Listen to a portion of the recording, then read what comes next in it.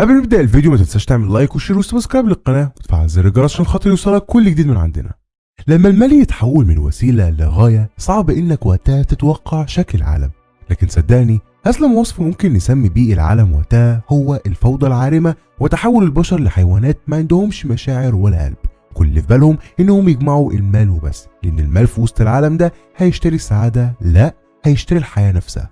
وفي عالم مسلسلنا ده متعرفش بقى حصلت نهايه عالم ولا ايه بالظبط خلى البشر ينقسموا لشعبين، شعب مرفه وعنده كل مستلزمات الحياه لدرجه تحسسك بالملل من كتر متاع الحياه، وشعب تاني مقهور بيغيب عنهم النظام والامل وبتغيب الحياه نفسها. وبين الشعبين في عمليه بتتم، والعمليه دي بتدي الفرصه لاي حد في الشعب الفقير انه يكون من الشعب المثالي. وباختصار لما اي حد بيتم سن ال20 بيقدر ان هو يتقدم العمليه وممكن ينجح ويبقى من شعب الاغنياء ويعيش في مكان اشبه بالجنه اسمه الساحل. ولكن ما تفرحش قوي لان عمليه الاختيار دي قاسيه جدا وبتقبل بس 3% من كل المتقدمين، اما الباقي فبيرجعوا لحياتهم الفقيره مع حكم مؤبد بانهم يفضلوا فيها لحد ما يموتوا ومفيش اي فرصه تانيه للنجاه. وبعد ما تعرفنا على ملامح العالم ده بنبدا بقى المسلسل سنه 104 بعد تطبيق النظام بتاع العمليه ده، وبنكون حاليا مع ميشيل بنت من طبقه الفقراء وبتجهز نفسها النهارده لانها رايحه لعمليه الاختيار. بعد شويه بتعدي عليها واحده صاحبتها فبتنزل لها وبيتحركوا سوا لبوابات المقر بتاعه العمليه. بنشوف هناك شباب كتير جدا من المدينه بيودعوا اهلهم وبيمشوا في مسيره كبيره جدا فيها الاف، وكلهم بيطمحوا انهم ينجحوا في العمليه دي وما يرجعوش للفقر مره تانيه. بعد شويه بيوصلوا الكل عند بوابات العمليه واللي بتكون في منطقه الامازون الشبه الاستوائيه. بيدخلوا لمبنى المقر واول حاجه بيعملوها انهم بيغيروا لبسهم واللي علامات الفقر باينه عليه بشكل كبير بلبس تاني نظيف جدا عشان ما يأذوش عينين الموظفين الاغنياء اللي هيختبروهم اثناء العمليه. وبعد ما غيروا لبسهم بيتجمعوا كلهم في القاعه وبيجي لهم ايزيكيل، وده يبقى قائد العمليه وهو المتحكم الوحيد تقدر تقول كده يعني في كل المتقدمين. يقدر باشاره منه يعيشك وسط الاغنياء وباشاره يرفضك ويرجعك لحياتك التعيسه من تاني. المهم بيقف ايزيكيل وسط الكل وبيبدا خطابه واللي بيكون عنصري جدا يا صديقي، وبيعرف الكل فيه انهم شويه معدومين مالهمش لازمه في الحياه، ولكن من كرم المجلس الاعلى للعمليه دي بيدوهم فرصه انهم ينتقلوا للحياه معاهم. وبيعرف الكل ان مفيش هنا مساواه نهائيا، ولكن في اختيار دقيق وعادل بيتم مش بينجحوا فيه غير اللي فعلا يستاهلوا يكونوا من سكان الساحل. بعد ما بيخلص ايزيكيل خطابه بيطلب من الكل انهم يشكروا بصوت عالي المجلس الاعلى للعمليه على الفرصه دي، وكمان بيطلب منهم يدعوا بالرحمه للثنائي المؤسس، ودول يعني بالمناسبه اتنين المفروض انهم هم اللي اسسوا النظام العنصري ده من 104 سنه. فعلا كل شباب بيعملوا اللي بيطلبوا ايزيكيل، فبيشكرهم وبيطلب منهم يستعدوا انهم هيعملوا مقابلات مع الموظفين عشان يحددوا مين فيهم هيستحق ان هو ينضم ليهم ومين يرجع للفقر من تاني. وبكده بينهي خطابه وبيسيبهم ويروح ايزيكيل على مكتبه. وفي السكه بيقابل بنت كده اسمها الين بتعرفه بنفسها وانها جايه النهارده من المجلس الاعلى عشان تراقب العمليه السنه دي، فبيتاكد من هويتها وبيرحب بيها وبيسيبها وبيمشي، لكنه بيكون مش مبسوط نهائيا. فبيروح لمكتبه وبيتكلم نير واحده من مستشارين المجلس الاعلى، وبيعرفها انه متضايق جدا انهم بعتوا له السنه دي واحده تراقبه. فبتعرفه نير ان الوضع في الساحل ما بقاش مستقر نهائيا لان السنه اللي فاتت حصلت اول جريمه قتل هناك، والمجلس شاكك جدا ان اللي عملوها هم رجاله القضيه. ودي بالمناسبه يا صديقي جماعه كده بتسعى انها تنهي النظام والعمليه دي بشكل كامل وينشروا المساواه بين البشر. المهم بتطلب منه نيرا يركز جدا في العمليه السنه دي لان اكيد جماعه القضيه هيحاولوا يبعتوا رجالتهم من تاني عشان يكونوا جواسيس في الساحل. فبيوعدها ايزيكيل انه هيركز وبيقفل معاها. بعدها بيروح لبنت من الامن اسمها كاسيا وبيسالها عن الوضع، فبتعرفوا كاسيا انهم قبضوا دلوقتي على شخص كده اسمه جورجي وتاكدوا انه تبع العمليه. ومع التعذيب الكتير والاستجواب اعترف جورجي ان في واحد من ضمن المتقدمين السنه دي جاسوس للعمليه، لكنه رفض يقول الاسم مهما حصل. فبيطلب منها ايزيكيل يوصلوا للاسم باسرع وقت وبيسيبها وبيمشي. عامه بنروح لميشيل واللي بتكون مع متسابقين وبيبداوا يدخلوا كلهم للمقابلات مع الفاحصين، ودول ناس كده تبع العمليه المفروض انهم بيعملوا المقابله المبدئيه مع كل المتقدمين. المهم بتقابل ميشيل الفاحص الخاص بيها واللي بيسالها تعرف حد نجح في العمليه، فبتقول له خطيبي القديم لويس نجح السنه اللي فاتت. وقتها لا الفاحص انت عايزه بقى تتقبلي عشان تعيشي معاه صح؟ فتقول له ميشيل لا انا عايزه بس اعيش حياه سويه. فبيوافق الفاحص عليها وبيعرفها انها خلاص انتقلت للمرحله الثانيه، وبيعرفها كمان ان لويس خطيبها بالمناسبه ما اتقبلش ولا اي حاجه، لكنه ما رجعش تاني للعالم الفقير بسبب انه مات. فبتزعل طبعا عليه وبتسيبه وبتمشي. بنشوف كمان يا صديقي ناس تانية من المتقدمين بيتقبلوا وهم بنت اسمها جوانا وكمان شاب مشلول كده اسمه فرناندو، وعايزك تفتكرهم كويس جدا كلهم لقدام. اما دلوقتي فبنخرج من المقر خالص وبنشوف ست كده من ضمن الفقراء بتتسلل وبتنزل لانفاق تحت الارض، ونعرف ان الست دي من جماعات القضيه. عامه بتتقابل مع رجالتها وبتعرفهم ان جورجي اتقبض عليه، وبتكون خايفه جدا انه يعترف باي حاجه. فواحد منهم بيطمنها وبيعرفها ان جورجي اصلا ما يعرفش اسم الجاسوس اللي بعتنا السنه دي ينضم للساحل، فمهما اتعذب مش هيعترف باي حاجه لانه اصلا ما يعرفش. بتطمن شويه، لكنها برضه بتأمر رجالتها يعرفوا باي طريقه جورجي اعترف بايه بالظبط عشان تكون مطمنه على القضيه، وبتسيبهم وبتمشي. بنرجع مره تانية لميشيل واللي معاها، واللي بيكونوا ماشيين في المقر عشان ينتقلوا للمرحله التانية بعد القبول المبدئي. لكن في السكه هوب بيلاقوا شاب اسمه أليكس واقع قدامهم جثه هامده، وده لان أليكس انتحر عشان فشل في الاختبار وما اتقبلش. طبعا الكل بيترعبوا جدا، لكن بيجي ايزيكيل وبيأمر ينقلوه للمستشفى، فبيهدوا ميشيل والباقي وبيطلب منهم يتحركوا على المرحله الثانيه. المرحله الثانيه يا عزيزي مرحله اسمها الماسح الضوئي، ودي باختصار بتتاكد من هويه كل شخص، والعلم يعني فالهويه هنا بتتعرف عليها عن طريق حساسات بتتزرع في ودان كل شخص. المهم ان جوانا بتقف ورا ولد كده اسمه رافائيل، وبتلاقي ودنه متعوره بطريقه غريبه، فبتعرفوا انه مزور هويته ومغير الحساسات دي، فبتحذروا ان الماسح الضوئي اكيد هيكشفه، لكنه مش بيهتم بكلامها وبيدخل الماسح الضوئي وبينجح عادي خالص.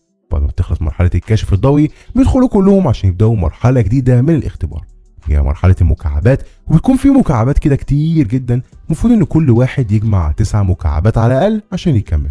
والعلم مع ميشيل على نفس الترابيزه في جوانا وفرناندو ورافائيل وكم حد تاني. الفكره هنا ان ميشيل بتلاحظ ان فرناندو مش عارف يجيب المكعبات لانه مشلول، فبتديله شويه مكعبات بنفسها قدامه يجمعها، وبيبداوا الكل يجمعوا مكعبات، ولكن الوقت بيخلص وبيكون رافائيل خلاص جمع 8 مكعبات بس وهيخسر، فبيسرق مكعب من متسابق معه. وميشيل كمان بتكون ما جمعتش مكعبات كتير، فبيديها فرناندو مكعب زياده كده صنعه بنفسه. وجوانا كمان بتنجح وبتجمع 11 مكعب كاملين، وبكده بيعدوا من المرحله دي وبيروحوا كلهم عشان ياكلوا. بعد شويه بيجي رافائيل وبيكونوا الكل متضايقين منه عشان خاطر اللي عمله ده، وبيقوم كام شاب كده كمان من اللي موجودين هناك وبيتخانقوا معاه وبيضربوه. لكن بعد شويه الباقي بيحجزوا بينهم وبتخلص المشكله. بعد شويه بتروح جوانا لرافائيل وبتقول له احنا من النهارده هنبقى اصحاب، فبيقول لها اشمعنى انا؟ فبتقول له لانك مش هتقدر تخوني عشان انت مزور هويتك، ولو خنتني هبلغ عنك. عامة بنروح بقى لإيزيكيل، واللي بتجيله مكالمة من كاسيا بتعرفوا فيها إنها شاكة في بنتين، واحدة منهم أكيد هي الجاسوسة، فبيأمرها إيزيكيل تستجوبهم هما الاتنين. فبتبعت كاسيا موظف بيجيب البنتين دول، واللي بيكونوا ميشيل وواحدة صاحبتها اللي قلت لك عليها في الأول اسمها برونا. المهم إن الموظف بياخدهم لكاسيا، فبتحط على عينيهم مادة كده شبه الشحم عشان ما يشوفوش نهائيا، وبعدها بتاخدهم لمكان امان وبتقول لهم انتوا الاتنين ساكنين في عماره واحده، ووصل لي معلومات كتير كده ان الجاسوس حد من العماره دي، فباختصار كده قدامكم 180 ثانيه يا اما الجاسوسه تعترف يا اما هقتلكم انتوا الاتنين، وبتسيبهم وبتمشي. وقتها بقى بتتوتر ميشيل جدا وبتقول لبرونا انا عارفه انك مش الجاسوسه ولا انا كمان، وعشان كده لما ترجع كاسيا هنهجم عليها وناخد المسدس ونقتلها ونهرب. فللاسف برونا بتصدقها، ولما بتيجي كاسيا بتهجم عليها بنفسها، لكن ميشيل مش بتعمل حاجه. وبالتالي بعد شويه بيجي ايزيكيل وبيسيطر على الوضع، وبتكون كده في نظرهم برونا هي الجاسوسه، عشان كده بيسمحوا لميشيل ترجع تاني عادي جدا للباقي عشان تكمل اختباراتها. بس تعرف يا صديقي في اللحظه دي بنرجع بقى للماضي، وبنشوف ميشيل في بيتها وبيجي لها واحد من جماعه القضيه وبيتفق معاها تعمل ايه وما تعملش ايه عشان تنجح وتدخل للساحل.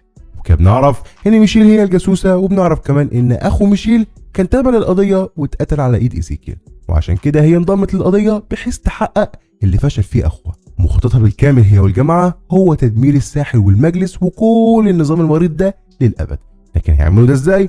هنشوف قدام. دلوقتي بقى بنرجع عادي تاني خالص للوقت الحالي، وبنروح لآلين واللي بتتواصل مع واحد من مستشارين المجلس اسمه ماتيوس، وبنفهم من كلامهم ان آلين جايه بامر من ماتيوس ده عشان تمسك اي مشكله على ايزيكيل، وبكده يقدروا يعزلوا ايزيكيل من منصبه كقائد للعمليه، اللي بالمناسبه يعني ما حدش كتير بيحبه اصلا. المهم بيتعرف آلين ماتيوس على موضوع رافائيل وانه غش في الاختبار، ومع ذلك ايزيكيل وافق عليه، فبيعرفها ماتيوس ان ده مش دليل نهائيا يخلوهم بيه يمشوا ايزيكيل، احنا لازم نشتغل اكتر على الموضوع ده، فبتوعده بكده وبتقفل معاه. وفي نفس الوقت ده بيكونوا كل المتقدمين حاليا عندهم اختبار جديد وهو الفحص الطبي، وطبعا بيتعمل الفحص ده على فرناندو زي الباقيين، لكنه مش بيعدي فيه بسبب انه مشلول، وبينقلوه عند الدكتوره. وقتها بقى بتبدا الدكتوره دي تختبر حاجات كده على رجله لحد ما بيقدر يحس برجله، وبيكون مستغرب جدا جدا جدا ما هو مشلول. فبتعرفوا الدكتوره ان العلم في الساحل متقدم بشكل كبير جدا، وفي طريقه مؤكده 100% يقدروا بيها يخلوه يرجع يمشي من تاني، ولكن ده بشرط واحد وهو انه ينجح ويكون من ضمن ال 3% اللي هينتقلوا للساحل. فرناندو في اللحظه دي بيفرح جدا، لكنه بيخاف اكتر من عدم الفوز. عامة بعد شوية بقى بيبدأ اختبار جديد، وبتكون ميشيل مع مجموعة فيها فرناندو وجوانا ورافائيل وواحد كده اسمه ماركو وكم حد تاني طبعا. وبيكون الاختبار عبارة عن انهم بيدخلوهم لأوضة فيها 4 تماثيل ل2 ستات و2 رجاله، وفي 6 منهم بتكون بتحتضر. والسؤال هنا هو ببساطة الست دي ايه اللي حصل لها عشان تحتضر؟ وقتها بقى بيقول فرناندو انها اتسممت واللي سمتها هي الست التانية. فخلاص بيكون هيبلغ الإجابة دي لإيزيكيل واللي معاه، واللي بيكونوا كلهم بالمناسبة يتابعوا الاختبارات دي عن طريق الكاميرات. مثلا قبل ما فرناندو يقول اجابته دي بيوقفوا رافائيل وبيعرفوا ان اجابته غلط، والست دي بتحتضر ببساطه لان عندها حساسيه من الفضه، والدليل انها لابسه كل جواهرها من الخشب على عكس الباقي. وفعلا بيقتنعوا الكل بكلام رافائيل، فبيقول الجواب ده وبيطلع الصح، والكل بينجحوا في الاختبار ده كمان. وبنروح لغرفه المراقبه، وهناك بيطلب إيزيكيل من آلين تتابع هي الاختبار الجاي لان عنده مشوار مهم، فبتوافق وبيسيبها وبيمشي. لكنها قبل الاختبار بتطلع تمشي ورا إيزيكيل، وبتشوف انه بيخرج بره المقر خالص وبيغير لبسه بلبس زي لبس الفقراء بالظبط والمشردين، وبيمشي في طريقه وسط الاحياء الفقيره. وقتها بترجع آلين على غرفه الكاميرات، وبتفضل تراقبه من بعيد لبعيد من خلال الكاميرات اللي في الشوارع، لانها عايزه تعرف بالظبط بيروح فين وبيعمل ايه. وهنرجع لها مره تانية على فكره، لكن دلوقتي نروح للاختبار الجديد، وهو اختبار العملات المعدنيه. وقتها بيجي واحد من العملاء وبياخد ميشيل وفريقها وبيدخلهم اوضه وبيديهم كيس فيه 6 عملات ذهبيه، وبيعرفهم ان عددهم 7، ومفروض انهم يشوفوا طريقه يوزعوا بيها العملات دي على 6 منهم. اما السابع اللي مش هياخد عمله هيتم اقصائه، وبيسيبهم العميل وبيمشي. وقتها بقى رافائيل الوغد بياخد عمله وبيقول اعملوا اللي انتوا عايزينه لكني هنجح يعني هنجح. لكن ماركو مش بيسكت له وبيضربه وبياخد منه العمله وبيرجعها للكيس، وبيطلب من الكل يحطوا العملات بتاعتهم في الكيس عشان يشوفوا هيعملوا ايه. فبيكمل رافائيل وسخته وبيقول ان فرناندو مشلول وملوش اي لازمه فارقهم، وان هو لازم يتم اقصائه. لكن فرناندو فكر شويه وقرر يستخدم العاطفه والشفقه عشان يقدر ان هو يعدي، ويعرفهم ان في علاج لحالته في الساحل، وانه لازم جدا جدا ينجح ويكمل عشان يتعالج ويقدر يمشي. والكلام ده صديقي فعلا بيأثر في الكل، فبيقرروا ان هم يمشوها بنظام القرعه، وفعلا بيعملوا قرعه، وللاسف بتخسر جوانا، وبكده هي اللي المفروض يتم اقصائها. وبس يا سيدي بيبداوا الكل ياخدوا العمله بتاعتهم ويسلموها، لحد ما بيجي الدور على واحد منهم اسمه لوكاس، واللي بيجي ياخد العمله بتاعته من الكيس مش بيلاقيها، وده لان جوانا معاها العمله وبتسلمها وبتنجح بعد ما خدعت لوكاس. وفي غرفه المراقبه بيشوف العميل اللي بيراقب الاختبار ان وقت ما ماركو طلب منهم كلهم يحطوا العملات بتاعتهم في الكيس، جوانا خدعتهم واحتفظت بيها وبكده كسبت. وبكده بيخرج لوكاس وبتنضم جوانا للفريق عشان الاختبار الجديد. طبعا بيكون الكل متضايقين جدا لما بيلاقوها كسبت وخدعت لوكاس. عامة بنرجع تاني لآلين، واللي بتفضل تتتبع إيزيكيل على الكاميرات، لكنها بتلاقيه في الآخر عارف مكان الكاميرات وبيقدر يداري وشه كويس جدا، وبكده مش بتقدر تعرف بيعمل إيه. لكنها بتتواصل مع ماتيوس وتعرفوا اللي حصل بالظبط، بتبسط جدا وبيقول لها إن كده في طرف خيط يقدروا يشتغلوا عليه ويعرفوا إيزيكيل بيعمل إيه بره. في المجمل بيطلب منها تستمر في مراقبتها ليه وتعرف بأي طريقة بيعمل إيه بره. عامة بعد شويه بيوصل إيزيكيل للمقر من تاني وبيروح لمكتبه وبيمسح كل تصوير الكاميرات، وبنعرف انه اسبوعيا بيعمل نفس المشوار ده وبيرجع يمسح كل تسجيلات الكاميرات، ولسه ما نعرفش بيروح فين بالظبط، بس اكيد هنعرف قدام. لكنه في المجمل لما بيخلص مسح الكاميرات بتجيله مكالمه من نير، وبيكون واضح جدا انها عارفه موضوع خروجه ده من المقر، وبتطلب منه يخلي باله كويس جدا الفتره الجايه لان آلين موجوده هنا اصلا عشان تصطاد لي اي غلطه بس. لكن إيزيكيل قال لها انا مش هعمل اي حاجه غلط وبيقفل معاها المكالمه. بعد كده بيقعد يصلح نظاره، لكن بتجيله آلين فبيخبيها وبيفتح لها الباب، وبتطلب آلين ان هي تقعد معاه وتشوف الاختبار الجديد هنا عنده، فبيوافق. وبمناسبه الاختبار الجديد بقى بنرجع لفريقنا واللي بيكونوا مستنيين مع كل المتسابقين التانيين لحد ما بتندق على اسمائهم، فبيروحوا للعميله اللي ندهت عليهم، واللي بتعرفهم ان الاختبار بسيط جدا وهو عباره عن نفق هيمشوا فيه ويعدوا من الناحيه التانيه لا اكتر ولا اقل. فبيرتاحوا شويه وبيدخلوا النفق، وهنا بقى بيبدا الرعب كله. النفق يا صديقي بيكون فيه نور ضعيف جدا، بيفضل النور ده يروح ويجي، لكن مش ده المرعب. المرعب فعلا ان الكل بيبداوا يهلوسوا، يعني مثلا ميشيل بتهلوس بإيزيكيل لانه قتل اخوها، وفرناندو بيتخيل الكل بيقولوا عليه انه خسرهم عشان شلله وهكذا. وعشان نفهم اللي بيحصل بالظبط هنا بنروح لإيزيكيل وبتسأله آلين دلوقتي عن طبيعة الاختبار ده بالظبط، فبيعرفها ان النفق بينشروا فيه غاز بيسبب الهلوسة، والغاز ده ملوش ريحة نهائيا، عشان كده محدش بيعرف ان في اي حاجة هناك. وفعلا احنا على فكرة لو رجعنا للنفق هنلاقي جوانا هناك بتفضل تهلوس كتير جدا، وبتحس ان الكل بيقولوا لها انت القاتلة وبيسألوها قتلتيه ليه، وخليك فاكر موضوع القتل ده شوية لقدام عشان هنحتاجه تاني. بس على فكره جوانا بنعرف انها ذكيه جدا لانها بتقدر تعرف ان في هنا غاز بيخليهم يهلوسوا، فبتعرف الكل كده وبتبدا تزقهم زق عشان يروحوا للناحيه الثانيه من النفق وينجحوا. وبتفضل بنت معاها في الفريق اسمها اجاتا تعيط ومش بتكون عايزه خالص تتحرك لان من كتر الهلاوس جات لها صدمه، بس جوانا مش بتستسلم وبتشدها. بعد كده بترجع لرافائيل وبتعمل معاه نفس الحوار، والحمد لله بينجحوا على اخر لحظه وبيخرجوا من النفق. وبس يا عزيزي بياخدهم واحد من العملاء لمكان يناموا فيه النهارده، لكن المشكله ان اجاتا بتكون لسه زي ما هي في حاله صدمه. فبيجيب واحد من العملاء يبص عليها، فبيعرفوا ان ده طبيعي عادي جدا وانها يعني شويه وهتكون كويس، وبيسيبهم وبيمشي. وقتها بيقعد فرناندو مع ميشيل يتكلموا، وبنشوف انهم بقوا بيحبوا بعض جدا وبيعترفوا حاليا لبعض في اللحظه دي بحبهم، وبيقرروا انهم يكملوا وينجحوا في العمليه عشان يروحوا الساحل ويتجوزوا ويعيشوا في سعاده هناك.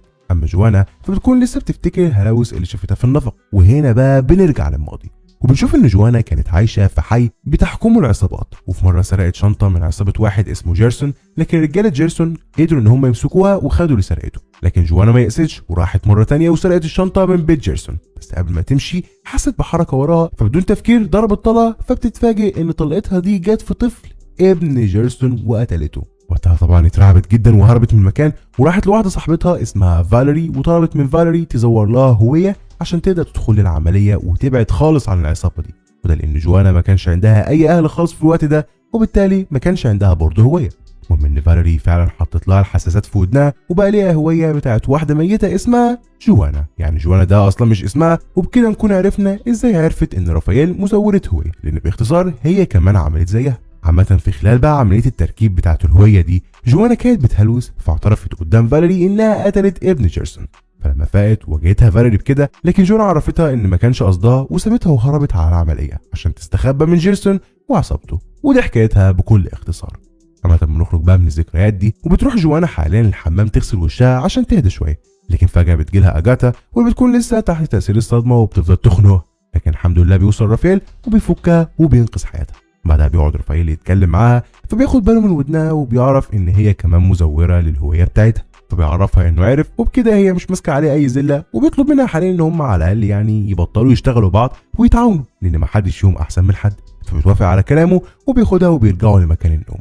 بنرجع تاني لايزيكيل. ايزيكيل بيجي له طفل كده صغير اسمه اوجوستو، فبيتعصب جدا انه جاله هنا النهارده في المقر وبياخدوا لأوضته بسرعه. بعدها بيمسح كل سجل الكاميرات وبيقعد مع اوجوستو وبيديله النضاره اللي كان بيصلحها من شويه لانها بتاعته، وبنعرف ان اوجوستو يبقى اصلا ابن ايزيكيل، لكنه طبعا لسه ما وصلش ل 20 سنه، فعايش حاليا مع الفقراء، وعشان كده ايزيكيل بيروح هناك يطمن عليه من وقت للتاني ويديله اكل وهكذا.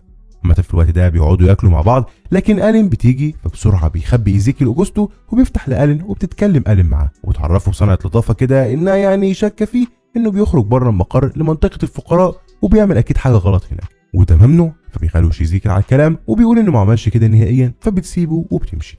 بعدها بيروح ايزيكيل لاوجوستو وبيعرفوا انه هيخرجه من المقر دلوقتي وما ينفعش يجيله تاني لان ألين بكل بساطه بتدور وراه. بعدها بياخد اوجوستو وبيخرجوا بره المقر وبيودعه وبيسيبه وبيمشي. تاني يوم بتصحى جوانا من النوم وبتخرج تتمشى في المكان، فبتتفاجئ ان المكان اتقفل عليهم بحيطه ما كانتش موجوده امبارح، وبتعرف بكده انهم اتحبسوا هنا ومحدش فيهم بيكون عارف ايه اللي حصل بالظبط. لكن ماركو بيكون غير الكل انه مش بيتوتر نهائيا وبيفضل يفكر يعمل ايه بالظبط، ومع التدوير الكتير بيلاقي في كل اوضه دراعات كتير كده بتترفع ومش بيكون عارف دي فايدتها ايه. لكنه بعد كده بيروح للحيطه اللي ظهرت جديد دي وحبستهم في المكان، وبيلاقي عليها لوحه بتعرض ارقام اصفار ووحايد. في شويه تفكير كده بيقدر يفهم حاجه. بعدها بينده كل الموجودين، العلم يعني الموجودين حاليا مش فريق ميشيل بس، لا دول كل المشتركين لان في مشتركين كتير جدا غيرهم، لكننا يعني كنا بنتابع كل اختبار مع فريقنا بس مش اكتر. اما بيجمع ماركو الكل وبيعرفوا ان الاصفار والوحايد دي شفره، معناها ان الصفر تحريك الذراع لتحت وواحد معناها تحريك الذراع لفوق، ويعرفوا ان في 8 شفرات على ال8 اوض اللي هم فيهم حاليا، وكل اوضه فيها اذرع. بس المهم دلوقتي انهم يحفظوا الشفره وكل مجموعه تروح لاوضتها ويسحبوا الاذرع مع بعض على حسب الشفره، وبكده البوابه هتتفتح. وفعلا الكل بيسمعوا كلامه وبيبداوا يقسموا نفسهم. لما بيعملوا كل الخطوات دي بالظبط مفيش حاجه بتتفتح نهائيا، ولكن بتكون في فتحه صغيره كده بتاعه التهويه بتتفتح وبينزل منها اكل، لكنه يا دوبك بيكون بيكفي شخص واحد بس. وقتها الكل بيتخانقوا مين ياخد الاكل، فميشيل بتتفق معاهم يوزعوا الاكل بالترتيب الابجدي وخلاص، وده اللي بيعملوه فعلا، وبيبداوا يوزعوا الاكل عليهم واحد واحد وهكذا، لحد ما مره واحده بيوقف الامداد بتاع الاكل وبيكون الكل تعبوا جدا، فبيروحوا يريحوا وبنسيبهم احنا كمان وبنروح لألين. ألين بتستغل ان ايزيكيل بيراقب حاليا الاختبار وبتتسحب لاوضته وبتحاول تفتح الكمبيوتر بتاعه، لكن بتوصل رساله تحذير على طول لايزيكيل، فبسرعه بتبعت كاسيا وبتقدر تقبض على الين. وقتها بقى بيتعصب ايزيكيل جدا وبيروح يكلم نيرو وباقي المستشارين وبالاخص ماتيس، وبيتخانق مع ماتيس جدا وبيعرفوا انه عارف مخططه ومش هيسمح له ان هو ينفذه. بس ماتيوس بينكر كل ده وبيعرفوا ان الين بتشوف شغلها مش اكتر، فبيتعصب ايزيكيل وبيقفل معاهم. وقتها يتصل ماتيوس بالين وهزاها بشكل كبير جدا عشان غلطت، وبيحذرها تغلط مره تانية وبيقفل معاها. وبنرجع مره تانية للمتسابقين، وبيكون فرناندو حاليا عند فتحه التهويه، وفجاه بيلاقي اكل كتير بينزل عليه، فبسرعه بيجمع الكل واللي بيكونوا جعانين جدا، لكن ميشيل بتهديهم وبتطلب منهم يوزعوا الاكل بالعدل بحيث محدش يتظلم، فبيعملوا كده فعلا. لكن ماركو يا صديقي مش بيهتم بالاكل، وبيكون حاسس ان في اختبار تاني وهما مش حاسين بيه، وفاكر ان الاختبار ده هو انهم المفروض يهربوا من هنا. فبيروحوا هو ورافائيل عند بوابه كده وبيحاولوا يفتحوها ولكن بيفشلوا، فبيجمعوا كل الاقوياء الموجودين هنا وبيتعاونوا مع بعض وبيقدروا يفتحوا البوابه حاجه بسيطه صغيره. فبيعدي رافائيل منها لكنه بيلاقي في بوابه تانية، فبيرجع لماركو وبيقول له ان في بوابه تانية وكده خلاص ملوش لازمه اللي بيعملوه. لكن ماركو بيصر انهم يكملوا، بس كل اللي معاه بيكونوا جعانين جدا لان البوابه الاولى استهلكت كتير من طاقتهم. بيقول لهم ماركو خلاص احنا نلف على الكل وناخد منهم اكلهم لاننا اكيد محتاجينه اكتر منهم. فعلا بيبداوا يلفوا على الكل وياخدوا الاكل بالعافيه. وقتها بيشوف فرناندو كل ده، فبيروح لميشيل وبيقول لها، فبتتحد هو اللي معاها وبيقفلوا الاوضه بتاعتهم بخشب كتير كده بحيث ماركو اللي معاه ما يقدرش يدخلوا. اما جوانا فبتيأس من كل ده وبتستخدم انبوبه التهويه وبتمشي فيها لحد ما بتبدا تخرج من المكان. فهوب بتلاقي ايزيكيل في وشها. ايزيكيل اخد جوانا على جنب وقعدوا يتكلموا وعرفها ان الاختبار كان فعلا بكل بساطه عباره عن الاكل بس، عشان يشوفوهم هيعملوا ايه لو في يوم من الايام الموارد قلت في المدينه، وهل هيحسنوا التصرف ولا لا. وده اصلا كلهم نجحوا فيه، ولكن هو سابهم زياده عشان حب يشوف هيعملوا ايه في بعض، والنتيجه اهي حرب على ما فيش. وبيعرفها ايزيكيل انه واثق جدا انها هي بنفسها تقدر توقف كل ده، فبتقرر جوانا ان هي ترجع فعلا عشان توقف اللي بيحصل. اما ماركو والباقي فبيكونوا لسه بيسرقوا الاكل من الكل وبياخدوهم وبيحبسوهم في اوضه كده، وفي بنت بترفض تديله اي اكل فبيضربها ماركو بحديده معاه وللاسف بتموت. وقتها بقى رافائيل اللي كنا فاكرينه واخد بيتاثر، فبيتخانق مع ماركو واللي معاه، فبيقرروا ماركو هو واللي معاه يقتلوه. وطبعا الجري نص الجدعنه، عشان كده بيجري رافائيل منهم وبيروح لميشيل واللي معاه وبيطلب منهم يدخلوا معاهم، لكنهم بيرفضوا. فبيقول رافائيل حاجه كده لميشيل في ودنها، فبتتوتر وبتدخله على طول معاهم. بعدها بيوصلوا ماركو واللي معاه وبيحاولوا يدخلوا، لكن في نفس الوقت ده بترجع جوانا للمكان وبتروح تحرر اللي كان حابسهم ماركو، وبتاخدهم وبيروحوا يهجموا على ماركو واللي معاه وبيعدمهم العافيه حرفيا، وبيخرجوا ميشيل والباقي بامان. وقتها بقى بيتبسط ايزيكيل جدا وبيفتح لهم البوابات، فبيخرجوا منها كلهم وبيلاقوا نفسهم في وسط حديقه كبيره جدا. اما ماركو واللي معاه فبيكونوا بيحتضروا خلاص، وبيفضل ماركو يحاول يخرج من البوابه، بس ايزيكيل بيقفلها على جسمه فبتمزقه حرفيا وبيموت، وبنرتاح من قرفه. وهنا بقى بنهدى شويه وبنرجع للماضي عشان افهمك يا صديقي حاجه عن رافائيل. بص يا سيدي، رافائيل زمان كان قاعد مع واحد صاحبه، والغريبه ان صاحبه ده بيكون اسمه رافائيل. اما رافائيل اللي بتاعنا ده الاصلي اللي احنا بنشوفه على طول فبيكون اسمه تياجو. المهم انهم بيقعدوا يشربوا سوا لحد ما رافائيل او تياجو ده بيضرب رافائيل الحقيقي وبيفتح ودنه وبياخد منها الشريحه بتاعت الهويه وبيحطها لنفسه وبيمشي. بيروح لايفانا، ودي الست بتاعت جماعه القضيه اللي كنت قلت لك عليها قبل كده، وبيعرفها انه جايز يروح اختبارات العمليه. وكده بنعرف برضو ان رافائيل اللي كمان تابع القضيه زيه زي ميشيل، وطبيعي ده اللي هو قاله لها اصلا في ودنها فانقذته من ماركو. عامة بنخرج من الذكريات وبنرجع للكل وهم موجودين في الحديقه، وبيجي لهم ايزيكيل وبيبارك لهم على كل اللي اجتازوه، وبيعرفهم ان الحديقه دي بيوصل لها 9% بس من كل اللي بينجحوا، فلازم يفخروا جدا بنفسهم انهم وصلوا للمرحله دي، لكنه بيعرفهم ان اللي جاي مش هيكون سهل نهائيا، وبيسيبهم وبيمشي. ولما بيطلع اوضته بتجيله الين وبتعرفه انها على فكره حاولت تفتح جهازه واللي هو المفروض بيشتغل ببصمه ايده، فدورت على بصمه ايده في الاوضه لكنها ما لقيتهاش، ولقيت بصمه ايد لطفل تاني. بعدها بتعرض له صوره للطفل ده واللي بيكون طبعا اوجوستو، وبعد ما عرفته انها عرفت بالطفل لما بحثت عن بصمته بتعرفه كمان انها مش مهتمه نهائيا تعرف مين الطفل ده وايه علاقته بيه، وبالتالي مش هتقول لاي حد ولا حتى الماتيس. ولكن في المقابل بعد ما العمليه بتاعت السنه دي تخلص بكل شطاره كده يستقيل من المنصب، وبعد ما يستقيل يرشحها تكون هي قائده العمليه عشان تتقبل، وبتخلص كلامها وبتسيبه وبتمشي، وبيكون هو حرفيا هيموت من الغيظ. وبسبب كده بيبدا ايزيكيل يفتكر الماضي، وبنشوف ان زمان اول ما مسك العمليه وبقى قائدها كانت شغاله مع مراته جوليا كمساعده ليه، وكانوا مبسوطين جدا والحياه زي الفل، لحد ما في يوم كاسيا واللي كانت لسه ماسكه الامن جديد ما بقالهاش كتير وقتها خرجت وعملت مداهمه على مكان كده، لانها كانت شاكه انه يعني في ناس كتير تبع جماعه القضيه. الفكره بقى ان المداهمه دي مات فيها مدني بالغلط وبدون اي ذنب، وكان معاه ابنه اللي هو اوجوستو. وما تتفاجئش وهتفهم قدام، ركز معايا. المهم ان الاب مات وساب اوجوستو لوحده، وبسبب بقى الحادثه دي بدات جوليا تتخوت، وكل يوم تتسحب من جنب ايزيكيل وتروح تشوف فيديو المداهمه ده وتشوف اوجوستو، وبتكون زعلانه جدا عليه بشكل مش مفهوم. وفي يوم بدا ايزيكيل يلاحظ انها بتسيبه في الليل، ويعني بتحس ان في حاجه غلط بتحصل. وبالصدفه بيقعد على الكمبيوتر فبيلاقي ان فيديو المداهمه ده حد شافه 127 مره، وبيعرف ان الحد ده مراته جوليا. فبيروح يسالها، ووقتها بتعترف له جوليا بالحقيقه كلها، وتعرفه ان اوجوستو ده يبقى ابنها، لانها زمان لما كانت مع الفقراء اتجوزت وخلفت الطفل ده وسابته لجارها يربيه، لان وقتها هي دخلت العمليه لما تمت 20 سنه ونجحت، ما قدرتش ان هي ترجع لابنها تاني في عالم الفقراء. ومع موت جارها ده كده مفيش اي حد يرعى الطفل. في اللحظه دي طبعا ايزيكيل بيتاثر جدا، لكن برضه عرف جوليا انها ما ينفعش تفكر فيه نهائيا ولا حتى تروح له ولا اي حاجه من الكلام ده، لان ده ممنوع وهيوقعهم في مشاكل كتير هم في غنى عنها. لكن جوليا للاسف ما بتسمعش كلامه، وفي يوم كانت خارجه من مقر العمليه، بس قبل ما تبعد بيقدر ايزيكيل يقبض عليها وبيرجعها للمقر، وبسبب اللي عملته ده بيتحكم عليها تدخل في مصحه نفسيه في الساحل، وبنعرف انها عايشه حاليا في المصحه لغايه دلوقتي. وبس يا سيدي بنروح لها بقى دلوقتي وبنشوف انها في المصحه لسه حزينه جدا على ابنها ومتوحشه خالص، والنهارده بالذات بتقرر ان هي تنهي المها ده نهائيا، وبتاخد بعضها وبتروح للبحر وبتفضل ماشيه فيه لحد ما بتغرق وتعيش انت. وكده بتكون دي اول حاله انتحار حرفيا بتحصل في الساحل من يوم ما اتعمل. عامه بتوصل الاخبار دي للمجلس، فعلى طول بتتواصل نير مع ايزيكيل وبتعرفه اللي حصل، فطبعا بيزعل جدا وبياخد بعضه وبيختفي، وبيروح لاوجوستو وبيديله اكل. بعدين بيعرف اوجوستو ان امه بتحبه جدا، وبيعرفوا انه لما هيتم 20 سنه لازم يتقدم للعمليه وينجح. ووقتها بقى هيعرفوا كل حاجه عن امه، ان اصلا الطفل اوجوستو يا صديقي بالمناسبه يعني ما يعرفش اي حاجه عنها. وبس بكده نكون عرفنا ان اصلا اوجوستو مش ابن ايزيكيل، لكنه ابن مراته جولي، وهو طبعا بيربيه حاليا عشان خاطر مراته، وحرفيا بيخاطر بحياته وبشغله عشان يطمن عليه دايما ويديله اكل وشرب وهكذا. عامه بنرجع مره ثانيه لفريقنا، واللي بيكونوا لسه قاعدين في الحديقه زي ما هم. في الوقت ده بتروح ميشيل رافائيل وبتساله عارف منين انها تبع القضيه، فبيعرفها انه كان في المخبأ بتاع القضيه وشاف صورتها هناك بالصدفه، وبكده عرف. وقتها عرفته ميشيل ان هم ما ينفعوش يتكلموا في اي حاجه تخص القضيه هنا نهائي، وبتسيبه وبتمشي. بعد شويه بيجي واحد من العملاء اللي موجودين وبيعرفهم ان كل واحد فيهم حاليا ليه اوضه جاهزه يقدروا يروحوا يرتاحوا فيها. فيروحوا فعلا وبيتفاجئوا ان الاوضه دي مش للراحه نهائيا بل اختبار جديد، انهم اول ما بيدخلوا بيلاقوا صندوق مليان فلوس، وبيجي لكل واحد منهم حد قريبه وبيحاول يقنعه انه يستسلم ويسيب العمليه خالص وياخد الفلوس دي كلها هو وعيلته ويبداوا بيها حياه جديده. فبيجي لفرناندو ابوه وبيقولوا على العرض ده، فبيوافق فرناندو انه يستسلم وياخد الفلوس ويمشوا، لكن ابوه هو اللي بيرفض لان كده ابنه عمره ما هيتعالج، وبيودعه وبيسيبه وبيمشي.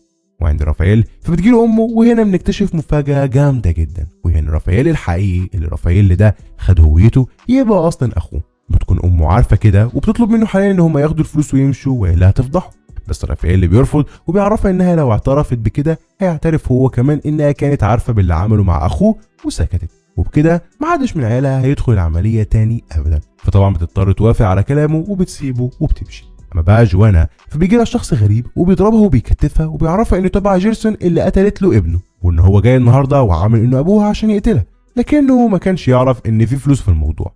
وهنا بيعرفها انه قدامها حل من الاثنين، يا اما تمثل انها بنته وياخدوا الفلوس ويمشوا، يا اما هيقتلها ويروح ياخد فلوس كمكافاه من جيرسون. فبتقول له لا خلاص نخرج سوا. بيفكها لكنها بتغفله وبتضربه، بس بسرعه بيقدر يسيطر عليها تاني. فبتقول لجوانا اقتلني لاني هخرج من هنا على الساحل، غير كده اموت اهون من اني ارجع للفقر تاني. وقتها بقى الشخص ده بيوقف اللي بيعمله وبيعرفها انه اصلا تابع ايزيكيل، وهو اللي بعته يعمل كده عشان ايزيكيل عرف بكل جرايمها، فكان عاوز يشوف هل هي هنا عشان تهرب من العصابه اللي بيحاولوا يقتلوها ولا عشان بجد عايزه تروح الساحل. وبكده هما اتاكدوا وبالتالي هي نجحت. اخيرا بقى فميشيل مش بيجي لها اي حد لان ملهاش اي اهل، وبيدخل لها بس موظف من المكان وبيعرفها انها تقدر يعني تاخد الفلوس وتمشي من هنا، وبيديها فرصه نص ساعه مش اكتر تفكر فيها. وقتها بقى ميشيل طبيعي مش بتفكر كتير في حاجه زي دي، لكنها بتقوم وبتكسر الصندوق الازاز اللي فيه الفلوس، وهنعرف ليه قدام. وبعد شويه بيدخل لها الموظف فبتعرفه انها هتفضل، فبتطلب منها تجهز نفسها للاختبار الفردي والاخير، وبيسيبها وبيمشي. بعدها بيجتمع ايزيكيل مع كل العملاء بما فيهم ألين، وبيقول لهم ان جوانا نجحت من غير اي اختبار فردي وخلاص هيدخلها مدينه الساحل. وبس يا عزيزي بعدها بيبداوا كلهم يحطوا اختبارات فرديه لكل الناس المتبقين، وبعد شويه بتروح واحده من العملاء وبتاخد فرناندو لمكان لوحده كده وبتطلب منه يبتكر اختبار جديد يستخدم في العمليه. فبيبتكر فعلا اختبار وبيعجبها فبتنجحه، وبكده يكون تم اخر مرحله بنجاح فبيفرح جدا. اما ميشيل فبيكون اختبارها اصعب، لان كاسيا بتاخدها لام وابو برونا صاحبتها اللي ماتت دي، وبتطلب كاسيا منها تعرفهم خبر موت بنتهم، وكمان تقنعهم كمان يسجلوا بنتهم الصغيره في العمليه عشان تحضر الاختبارات لما تتم 20 سنه، ولو فشلت تقنعهم هتسقط. فتدخل لهم ميشيل وبتفضل تحاول تقنعهم، وطبعا بيكونوا رافضين جدا لان بنتهم الاولانيه ماتت ومش هيضحوا ببنتهم الثانيه. لكن ميشيل مش بتيأس وبتفضل تحاول معاهم لحد ما بيقتنعوا، وبكده بتنجح هي كمان. واخيرا بقى فرافائيل بيكون اختباره رخم شويه، لان آلين بتجيله وبتعرفوا ان المفروض في صوره كده بتتعرض للمؤسسين في قاعه المبنى، بس الفكره هنا ان مفاتيح الصوره دي بعيده جدا عن بعضها، ولازم يشغلهم في وقت معين مع بعض في نفس اللحظه والا هيخسر. وبتعرفوا انه يقدر يستعين باي حد من المرشحين يساعده. وقتها بيروح رافائيل لجوانا وبيطلب منها تساعده، فبتوافق ولكن بشرط انه يعرفها ليه يزور هويته. لكن رافائيل مش بيكون واثق فيها اصلا، فبيرفض يقول لها وبيسيبها وبيروح لفرناندو وبيطلب منه يساعده، لكن فرناندو بيرفض. فبيعرفوا رافائيل الحقيقه وان هو وميشيل تبع القضيه ولازم ينجحوا عشان يكملوا مهمتهم ويدمروا النظام الظالم ده. بدون تفكير بيوافق فرناندو على طول وبيساعده وبيشغلوا الصور في نفس اللحظه، وبيكسب رافائيل هو كمان. وعلى العلم يعني رافائيل اعترف لفرناندو لانه واثق جدا فيه انه مش هيفصحه، ولان برضه فرناندو خطيب ميشيل بالمناسبه، واكيد يعني هيساعدها في اي حاجه توصلها لهدفها. عامة بقى بعد ما خلصت الليله على كده بترجع ميشيل على اوضتها، وهناك بتجيب جزء من ازاز الصندوق اللي كسرته لو تفتكر، وبتفتح بيه بطنها وبتطلع منها كبسوله قاتله. والكبسوله دي كانت خدتها بالمناسبه من واحد تبع القضيه قبل ما تدخل على طول عشان تستخدمها كخيار اخير لو اتفضحت، بحيث يعني تقتل نفسها قبل ما حد يغصبها تقر على اي حد من جماعه القضيه. المهم انها حاليا نجحت، والكبسوله بقى ليها استخدام تاني وهو الانتقام من ايزيكيل على قتله لاخوها. وعشان تنتقم منه بتروح لحفله معموله النهارده لكل اللي نجحوا في الاختبارات، وبيكون حاضرها ايزيكيل وكل عملاء. وسط الحفله بتروح لايزيكيل وبتعمل نفسها بتشكره عشان نجحت، وفي الخباثه بتفضي السم اللي في الكبسوله في كوبايه المشروب بتاعته وبتسيبه وبتمشي. بس بعد شويه بيجي واحد اسمه سيزر من العملاء وبيقف مع ايزيكيل يتكلموا، وبعدها بيقف ايزيكيل وبيقول خطاب بيشجع فيه كل اللي كسبوا وبيهنيهم. بعدها بيشربوا الكل مشروباتهم، وفجاه بيقع سيزر وبيفضل يتشنج، وده لان كوبايته اتبدلت بالغلط مع كوبايه ايزيكيل.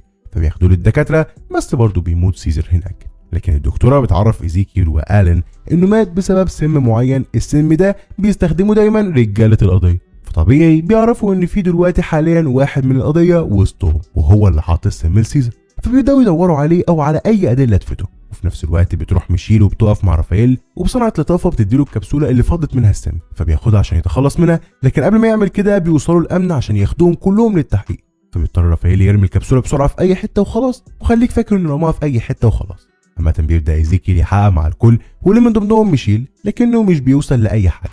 بس للاسف بتلاقي كاسيا الكبسوله فبتاخدها وبتوريها لايزيكيل، وطبعا لما بتشوف ميشيل كده بتكون مرعوبه جدا لكنها مش بتقول حاجه. وبعد شويه بيتواصل ايزيكيل مع المجلس وبيعرفهم انه وصل للقاتله ودلوقتي بيتقبض عليها. فبتروح كاسيا مع رجالتها وبيقبضوا على، لا ما تخافش مش ميشيل، بيقبضوا على آلين وبيتهموها بقتل سيزر.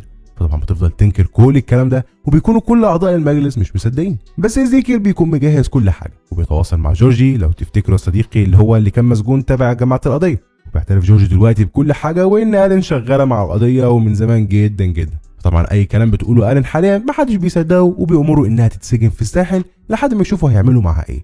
طبعا صديقي مش عايز اقول لك ان ايزيكيل هو اللي رسم المسرحيه دي كلها عشان يخلص خالص من آلين، وهو خلص منها فعلا بكل شياكه وفخامه. وبتخلص الليله على كده والكل بيرجعوا اوضهم، فبتتفاجئ ميشيل اول ما تدخل اوضتها من تاني ان ايزيكيل قدامها وفي ايده الكبسوله، لكننا مش بنشوف عمل ايه معاها بالظبط حاليا. بس تاني يوم بيصحى فرناندو وبيجهز نفسه بقى عشان ينتقل للساحل، فبيروح لميشيل الاول وبيفضل يخبط على اوضتها ولكن محدش بيفتح. بيجي له ايزيكيل وبيقول له ما تتعبش نفسك لان ميشيل تم اقصائها وحاليا هي على البوابه وراجعه لحياتها الفقيره. هنا بقى صديقي فرناندو بسبب حبه لميشيل الاعمى بياخد اغبى قرار في حياته وبيقرر ينسحب، وبيكون ايزيكيل هيتجنن جدا من القرار الغبي ده، لكنه بيضطر غصب عنه ينفذه لان ده الطلب بتاعه. وبيطلعوا خلاص فرناندو بره المقر خالص. بعد شويه بيتجمعوا كل المترشحين عشان يعملوا حاجه كده اسمها طقوس التطهير، ودي بالمناسبه طقوس المفترض بيعملوها لاي حد بينجح قبل ما يتنقل للساحل، وبيكونوا الكل موجودين حاليا ما عدا ميشيل وفرناندو. المهم حاليا ان قبل ما تبدا الطقوس بتيجي كاسيا وبتاخد جوانا لان ايزيكيل عايزها ضروري، وهنعرف ليه قدام. لكن قبل ما تمشي بيجي ايزيكيل وبيعرف الكل ان طقوس التطهير هتبدا، وبيفاجئهم ان الطقوس دي عباره عن مصل بيتحقنوا بيه كلهم في كتفهم، ومن بعد المصل ده بيفقدوا كلهم قدرتهم على الانجاب نهائيا، لان انجاب الاطفال شيء ممنوع بتاتا على الساحل. وده لان لو في ولاده هيكون في مبدا التوريث، وده مبدا مرفوض نهائيا في الساحل، لان كل واحد هيعيش في الساحل لازم يستحق وجوده هنا. في المجمل بيطلب منهم ايزيكيل يفكروا شويه وياخدوا قرارهم هيكملوا ولا يرجعوا للحياه الفقيره عشان يخلفوا اطفال بائسه زيهم، وبيسيبهم وبيمشي. وقتها فضل الكل يفكروا، وبالذات رافائيل واللي بيكون مش عايز نهائيا انه يعمل كده لانه نفسه يخلف، بس في النهايه بيفتكر السبب الاساسي اللي جاي عشانه هنا، وهو جماعه القضيه، وده اهم اكيد من انجاب الاطفال. فعشان كده بيكمل وبيتم طقوس التطهير زيه زي الباقي.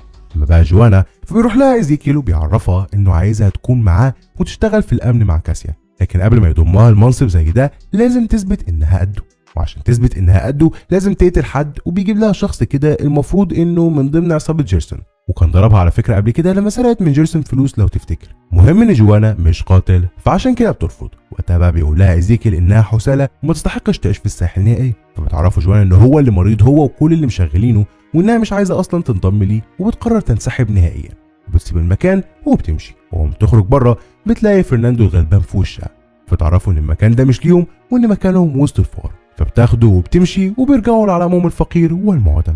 واخيرا بقى بنشوف ان ميشيل ايزيكيل محتجزها في مكان كده، وبيروح لها يحقق معاها انه اكتشف ان هي اللي حاولت تسممه بسبب ان الكبسوله كان عليها جزء من الحمض النووي بتاعه. المهم ان بعد التعذيب الكتير بتعترف له ميشيل انها تبع القضيه وانها جت تقتله لانه قتل اخوه. فبيفاجئها ايزيكيل ان اخوها عايش في الساحل، وبيوريها كمان فيديوهات ليه، وبيعرفها ان اللي جندها من القضيه ضحك عليه، وبيعرفها كمان انه كان واحد على فكره من ضمن القضيه زمان، لكنه اكتشف انهم مخادعين وكذابين فبعد عنهم. وبعد كل الكلام ده يا صديقي بتقرر ميشيل بكل صدق ان هي تتعاون معاه، وبتسلمه الشخص اللي جندها اصلا من القضيه، وبيروحوا الامن وبيقبضوا عليه. بعدها بيديها ايزيكيل المصل اللي بيمنع الانجاب، وبيعرفها انه هينولها حاليا لكنها مش هتعيش زي الباقيين في الساحل، بل هيوديها لمستشفى نفسيه عشان حالتها تتحسن شويه، وبيوعدها انه هيجيب لها اخوها اندري يزورها هناك كل فتره والتانيه لغايه ما ربنا يكرمها وتمشي من المستشفى. وبكده يا صديقي فعاليات السنه في مقر العمليه بتنتهي، وبيتحركوا الكل بطياره في طريقهم للساحل. وهنا بتكون نهايه الموسم الاول، ولكن القصه لسه ما خلصتش بل لسه بتبدا، واكيد هنعرفها في ملخص الموسم الجاي. وبس كده، سلام.